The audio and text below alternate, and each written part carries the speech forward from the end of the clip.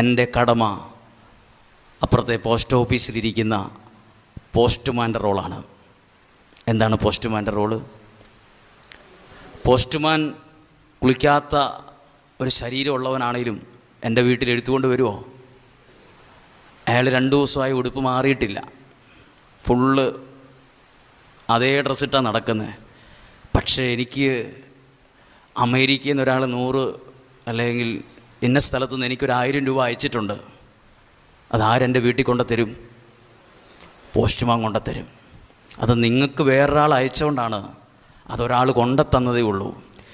എനിക്ക് ദൈവം തന്നിട്ടുള്ള ഈ വചനം പറയുവാനുള്ള ഈ കൃപ എനിക്ക് വളരാനും ഷൈൻ ചെയ്യാനും ആളാകാനും എനിക്ക് ദൈവം തന്നതല്ല.